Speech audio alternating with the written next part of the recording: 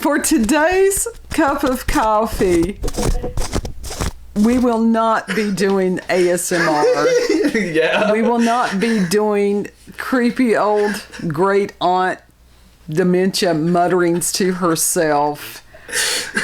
Which that was disturbing. Oh God, that was disturbing. And it's, which reminded me of paranormal things from years ago. Yeah. So we're going to be doing something a little more mundane, which is like... We're not going to be doing anything. It may include assault and battery, but anyhow. We're going to be discussing the history of trick-or-treating. And, What does that have to do with ASMR? I don't know. Not a thing. I guess because ASMR is creepy. Well, it can be. Yeah, some of the ASMR can definitely be creepy. Some of it... can be fun. Some of it can be relaxing and you can sleep to it. But as far as these inaudible mutterings, no, I'm not a fan of that. We've lived that. I'm really not a fan of it either. It's fucking creepy. It's like, would you stop whispering already? It's like, speak up. Speak up. Speak up, ass monkey. Yeah. I was actually surprised that I couldn't find any more information about trick-or-treating than I did. Mm-hmm. And it's just, I don't think that and I went through quite a few websites because I usually do. And most of them say the same thing. Yes, because they regurgitate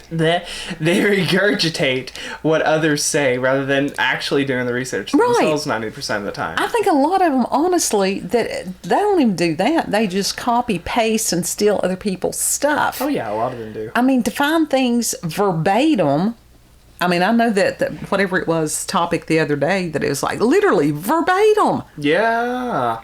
And it's like that. Plagiarism. It is plagiarism. And it's like, that's stupid. Which we literally are taught in school, do not plagiarize. It is illegal and it is just wrong. It's theft. Yeah. And it's immoral. Mm-hmm.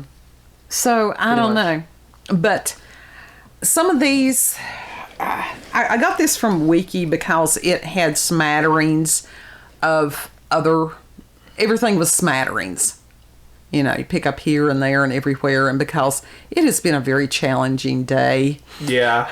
Which began for me with a glucose level of 41. And, I woke up early. So it makes you weird for the rest of the day. Yeah. And you're a little challenged. And Just a little bit. And then the kidney stone. Then the kidney stone thing. But it's all good because we're here. Yeah. It's called to persevere. We're alive. That is true.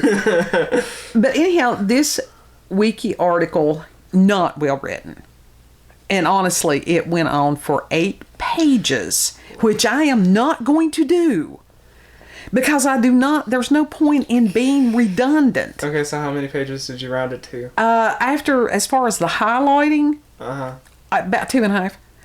Oh, okay. Yeah, so, but what I was wanting more of was the origins, the true origins. Mm-hmm.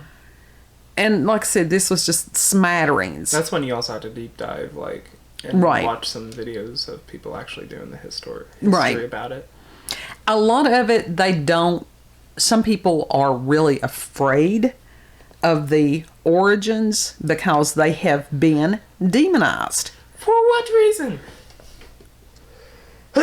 There goes the allergies. For what reason? People are afraid because they have a tendency to fear what they don't understand. Mm. Well, yeah, I guess I could see that, but still, it's like, if you don't understand something, why not be curious enough to learn more about it rather than just fear it? Because some people get hooked on certain emotions such as fear, drama, misery, all that stuff. Listen, I like drama if it's fun drama, if it's not serious drama. Well, honestly, you can have people, YouTube drama. Certain, especially negative emotions, can be just as addictive as drugs or a lot of other things. Yeah. So that is true. That is what happens. And so if somebody wants to sit and live in fear all their life, hey, that's their choice, but don't put it on other people. Yeah. So, anyhow, I like the spoopy fear. So back to the trick-or-treating. And what they say is it's, of course, traditional Halloween costume for children and adults in some countries. And the way this is written, you can tell this person is really afraid of the term pagan. Pagan means earth, people. That's all that it means, is earth. Yeah. So, people freak out. That's like the word occult. Means unknown. It means hidden. Oh. Well, they use the same thing. They use it in medical terminology often. So if somebody has occult blood, that's something in their system somewhere that is not overt. It's not showing up to where the person notices it or can see it or something like that. Yeah. It doesn't mean that their blood's evil. Anyhow. You got pagan blood. You got pagan blood. So some people do. Anyhow, they're talking about in the evening before All Saints' Day, the 1st of November. So that tells you right there that they are afraid of the actual origins of this holiday. Mm-hmm. Children in costumes travel from house to house asking for treats with the phrase trick or treat. The treat usually in some form of candy, although in some cultures money is given instead. The trick refers to a threat, usually idle, to perform mischief on the homeowners if no treat is given. And usually if it's the trick, it's very harmless stuff like egging. Yeah, or toilet paper or whatever. And usually that's not even as far as not having any candy. That's if somebody has been an asshole. Yeah, during the year. It's like if your tree has been toilet papered, you might want to do a little self-reflection there. Yeah. Some homeowners signal that they're willing to hand out treats by putting up Halloween decorations. See this outside their doors. Well, some of us put it up inside our doors all year long. Others simply leave treats available on their porches for the children to take freely, which means one child, that's all it is, because how many children are going to have enough self-control to take one tiny treat-sized Snickers?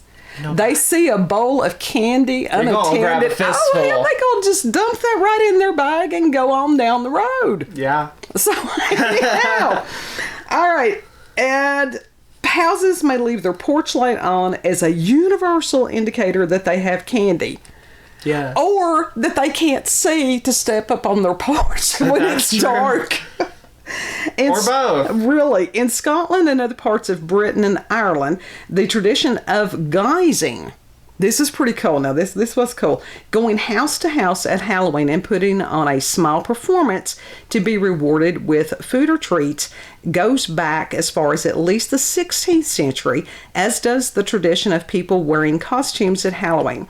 There are many accounts from 19th century Scotland and Ireland of people going house to house in costume at Halloween, reciting verses in exchange for food, and sometimes warning of misfortune if they were not welcome. Now, in North America, and this is not just the United States, they did include all of North America on this writing. Trick-or-treating has been a Halloween tradition since the 1920s. The earliest known occurrence, is from 1911, when children were recorded as having done so in Ontario, Canada. Ontario, Canada. The Canadians beat us on the trick-or-treatings. Yeah. That was hard to believe. Damn. And while going house to house in costume, it has long been popular among the Scots and Irish. It's only since the 2000s that those people have said trick or treat. They had some other phrases that they used. Yeah. But because this is very poorly written and I didn't have enough time to copy and paste the whole thing, is that what we got? Prior to this, the children of Ireland would commonly say, "Help the Halloween party." Well, I don't, instead of trick or treat, help the Halloween party. Give us stuff. I've never heard of that before. Well, we're not in Ireland. The activity is prevalent in the United States, Canada, the United Kingdom, the Republic of Ireland. I didn't know it was the Republic of Ireland. I thought it was just Ireland. When did that happen? I don't know. Is it another Mandela effect? Probably. That's oh, God. day. Australia, Puerto Rico, northwestern and central Mexico. And in as far as Mexico, they have its Calaverta. And that is Spanish diminutive or smile for calavera, which is skull. And so instead of trick or treat, the kids asked for Madame mi caldereta, which means give me my little skull. Yeah, I actually have a living dead doll that is named Calavera. Oh, okay. Well, that's where it comes from then. Now we know. Yeah, her name. And they said that it's the smiled, these are the sugar skulls made of sugar or chocolate. I bet those are delicious. Oh, yeah. You know they are. Oh, you know they're good. And so I've always wanted a sugar skull. But... Well, I think that they've got them some places, but as far as authentic, yeah, I think that... Well, no, I think actually the restaurant there in... what was the name of that Mexican restaurant there? El Patio? El Patio. I think that they had some sugar skulls. Some authentic ones. Yeah, but I don't think they were for sale. I think they were just for display. Decoration? Yeah. Oh, they were beautiful. They were. So going back, traditions similar to the modern custom of trick-or-treating extend all the way back to the Greeks. Now, believe that.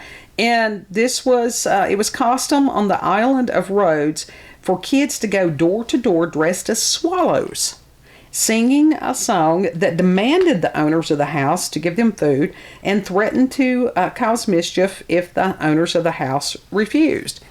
Okay, they're dressed as little birds. What were they going to do? Go and poop on things? Totally. If you were a bird... Let's go shit on cars! If you really... Then... Let's climb up in the trees and get it would make sense. Since the Middle Ages, the tradition of mumming on a certain holiday has existed in parts of Britain and Ireland. And if we go back to... oh, good God, what is her name? McKennitt. Loreena McKennitt and her song, The Mummer's Dance. It's a good song. It's a wonderful song, and if you've not heard that before, I will. If I can remember, I will include a link to it. I have the excuse of the kidney stones.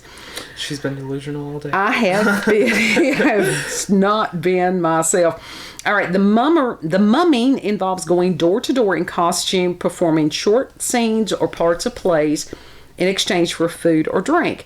The custom of trick-or-treating on Halloween may have come from the belief that supernatural beings or souls of the dead roamed the earth at this time and needed to be appeased. And now explain to me the sentence structure right here. We went from mumming to Halloween, and they never really did show how that... It's like, oh, we've got this and we've got this, and you're supposed to fill in the gaps. Yeah. Anyhow... it's like English 101. Now, amongst the Celtic peoples, it was seen as a time when the spirits or fairies and souls of the dead came into our world and were appeased with offerings of food and drink. And similar beliefs and customs were found in other parts of Europe. It's suggested that trick-or-treating evolved from the tradition whereby people impersonated the spirits. And see, I've known this, but it's like I have to have somebody else's writing to show somebody that I know what I know. Anyhow, they impersonated the spirits or the souls of the dead and received offerings on their behalf. So it's like whoever S.V. Peddle is, he suggested that, quote, they personify the old spirits of winter who demanded reward in exchange for good fortune, unquote. Impersonating these spirits or souls was also believed to protect oneself from them. Okay, I'm going to elaborate without citation. Love that. Yeah, because, I've been doing this shit for years. And it is a matter of where the veil between the worlds is thin. And for one night, for these specters to roam. One night a year. And just as the, jack-o'-lanterns were to ward off, so was the costuming. Because it was like passing amongst them as one of them. Yeah. See, I did sort of know that. Yeah. But, so, it's really cool. But that or to frighten them away. There's other, that if you put on some of the garb. You could wear an actual jack-o'-lantern as a head. You could. People have done that. Yeah. People still do that sometimes. Sure. Very Sleepy Hollow on that. Yeah. And as far back as the 15th century, among Christians, there had been a custom of sharing soul cakes at All Hallowtide. This is October 31st through November the 2nd. I had never heard of it before. Never. It's okay. People would visit houses and take soul cakes either as representatives of the dead or in return for praying for their souls. Later, people went from parish to parish at Halloween begging soul cakes by singing under the windows some such verse as, "Souls, souls, for a soul cake, pray for you, good mistress, a soul cake." They typically ask for mercy on all Christian souls for a soul cake. So this was known as souling. Milo was asking for a soul cake. He wanted a soul cake? Yeah. Okay. And it was recorded in parts of Britain, Flanders, southern Germany, and Austria. So, I think it's the same thing, just they rebranded it. Yeah, pretty much. But, All Hallowtide, I had never heard of that. I've never heard of that either, but that's actually really cool. It is. And Shakespeare even mentions the practice of souling in his comedy, The Two Gentlemen of Verona. And late 18th and 19th century, in parts of southern Ireland, there is a man that comes dressed as a white mare. He leads youths house to house reciting verses, I like this part, some of which had pagan overtones. No shit. Oh my God. And in exchange for food. If the household donated food, it could expect good fortune. But if they refused to do so, it would bring misfortune. In Scotland, youths went house to house in white with masked, painted, or blackened faces, reciting rhymes and often threatening to do mischief if they were not welcome. Okay. In parts of Wales, peasant men went house to house dressed as fearsome beings or presenting themselves as representatives of the dead. Now, okay. Yeah, I mean, and this, I just hate that they didn't have a better, fuller explanation of this, and it would have taken me about a week to do it all, and I didn't have it today. A contemporary account of guising at Halloween in Scotland is recorded in 1895, where masqueraders in disguise carrying lanterns made out of scooped out turnips, there we go with the turnips, visited homes to be rewarded with cakes, fruit, and money. It depends on what the fruit sounds good. Fruits, nuts, different things like that. The earliest known use of the term trick-or-treating appears in 1927 from Blackie, Alberta, and Halloween provided an opportunity for real strenuous fun. Was it fun if you had to work it? Yeah, I guess so. No real damage was done except to the temper of some who had to hunt for wagon wheels, gates, wagons, barrels, etc., much of which decorated the front street. The youthful tormentors were at back door and front demanding edible plunder by the word trick-or-treat, to which, this is funny, the inmates gladly responded and sent the robbers away rejoicing. So they've had this lockdown thing up there in Canada for a while. Yeah. Anyhow, that's all I'm going to say about that. Trick-or-treating does not seem to have become a widespread practice until the 1930s, with the first U.S. appearance of the term in 1932. See, I thought that would have been much, a longer time. I thought it could have come over with the Irish immigrants earlier than that. Yeah. Early national attention to trick-or-treating was given in October of 1947, and that came through issues of children's magazines such as Jack and Jill and Children's Activities, and by Halloween episodes of network radio programs such as The Baby Snooks Show in 1946, Baby Snooks, Jack Benny Show, and The Adventures of Ozzie and Harriet in 1948. No. If you have not, there's some great channels that have these old classic radio programs. Mm-hmm. If you've never listened to any of them, do yourself a favor. And they've got some spoopy ones like Lights Out and stuff like that. Just really, really cool stuff. Yeah. So that's something Halloween neat, spooky that you can do this year. Oh, yeah. Trick-or-treating was depicted in the Peanuts comic strip in 1950. Well, not the Peanut Gallery.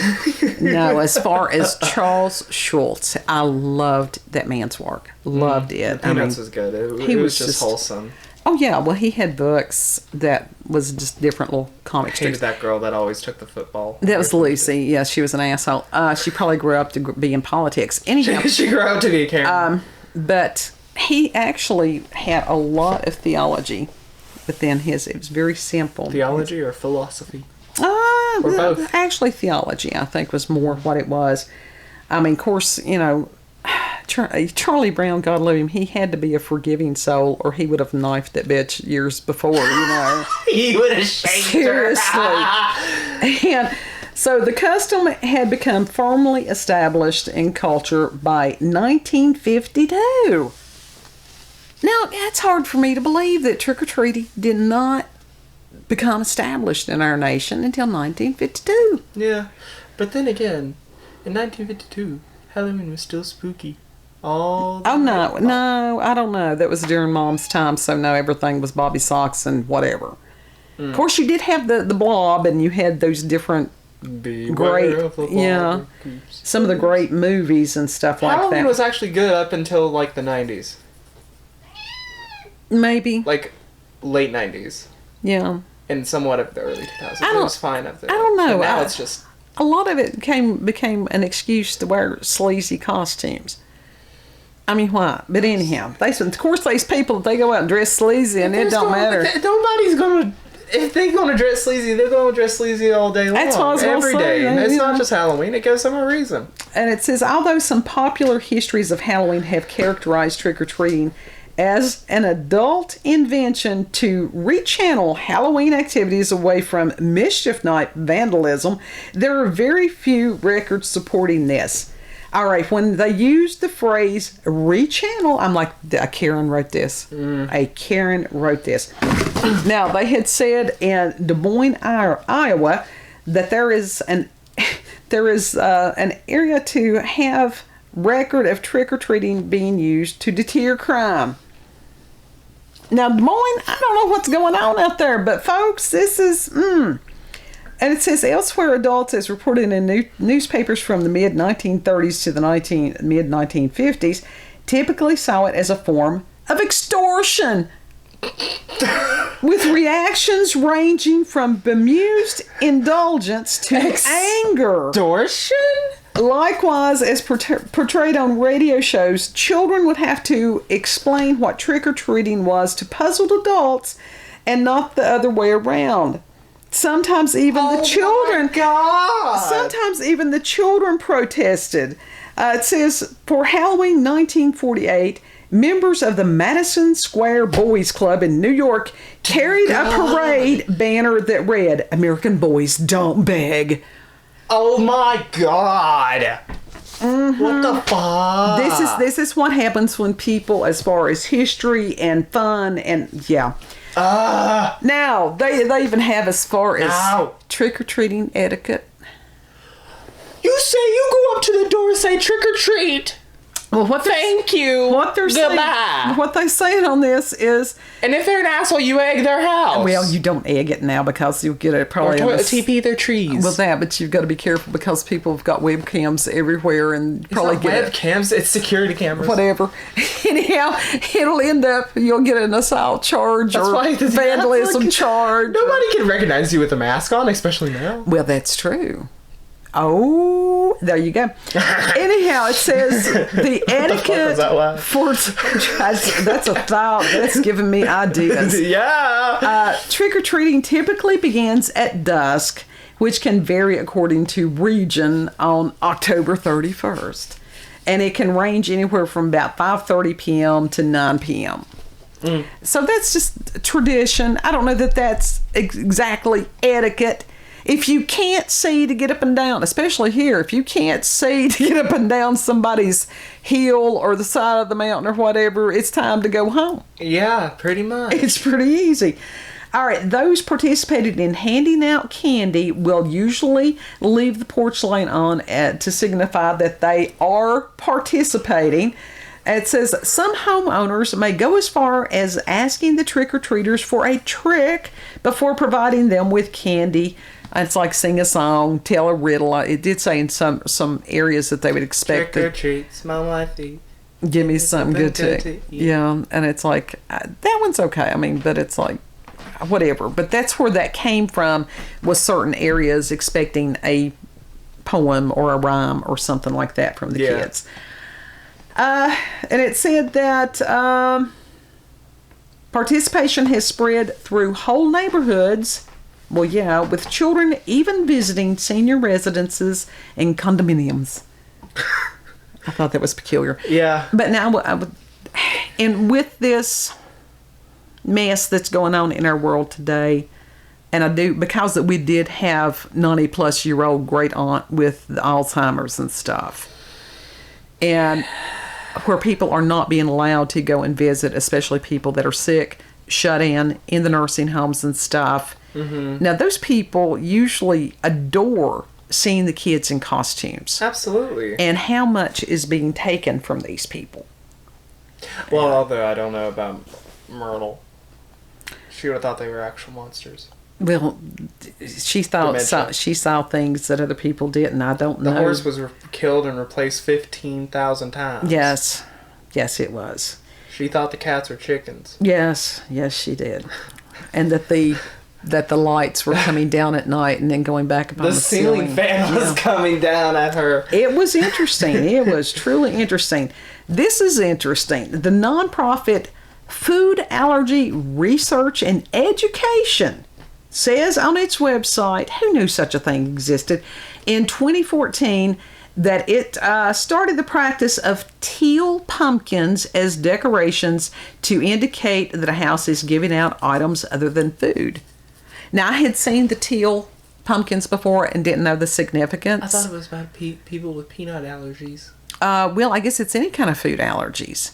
And so if a child has, and these things have increased just ridiculously, as far as food allergies and stuff like that, and you could go into like the GMOs and blah, blah, blah, which we will not do. That's for other channels. So if you give a kid like, I don't know, a pencil or something, those little finger puppets with the googly eyes. The little monsters. Yes, I love those. Yeah, I still have one. Yeah, those are great. Yeah, they are. So, I can see that. I would rather have that than some of these bad candies. There are some bad candies out there. There are some bad candies, like the vampire things with the weird edible fake blood that you squeeze. It's edible, but it is not tasty. It tastes like spoiled wine. Anyhow, that was pretty cool about the teal pumpkins. Mm-hmm. And then there is another trend, and I saw this at Walmart today and didn't understand what it was about either. It says that this was inspired by Alicia Plummer, and she's the mother of an autistic son, and she started the Blue Bucket movement in 2018. I actually did hear about that. I didn't know what recently. That was. And she said that her son carried a blue bucket, and the National Autism Association president, Wendy Forner, encouraged the use of blue buckets by other autistic children. Mm-hmm. Well, isn't that going to sort of like, hello, I've got an issue? Like, oh God, what's the word?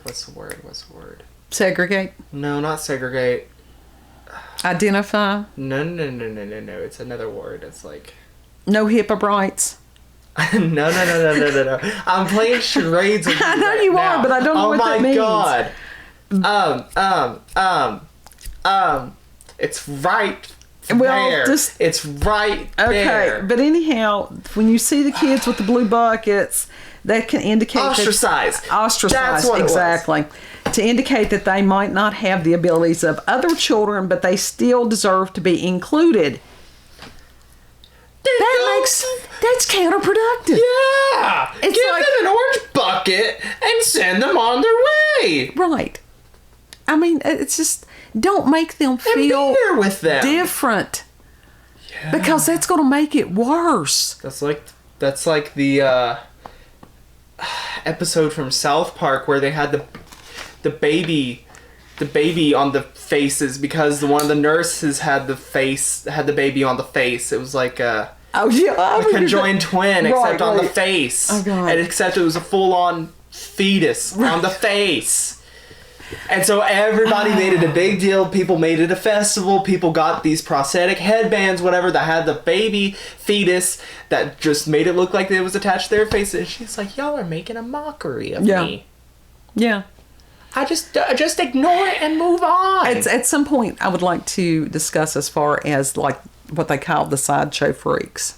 and different things like that, which were just amazing human beings for the most part. Mm-hmm. But what I thought was really cool was they were talking about their fucking savior complexes. Yeah, really. In Northern Ireland, the Halloween masks are called false faces. Yeah. And that was something that, and you'll still hear people around here lots talking about somebody wearing a false face. Mm-hmm. And that was just something that we grew up with as far as Halloween masks. No, we didn't call them that. It was false face. Yeah. And you definitely have told me that they were called false faces. Yeah. So now you know it wasn't just me. Yeah. We should bring them back. Bring that back, calling masks false faces instead. Well, that's what it is. Yeah. So there you go. It's a very disjointed video about a very disjointed writing about trick-or-treating. Mm-hmm. So go out, get you some deer antlers, get you... if Dress you can, up as the Wendigo. Oh, yeah. Go back to the true Celtic origins of this festival and enjoy yourself. Go out and Dress up as Bigfoot. Well, you could do that. Carve you a pumpkin. Get you some candies, get you some popcorn, and make you some popcorn balls. Get a bed. Enjoy. Get a large bed sheet, cut some eyes in it, You could do that. You go. And it's like the old radio shows. Those are great. Like I said, you could do that.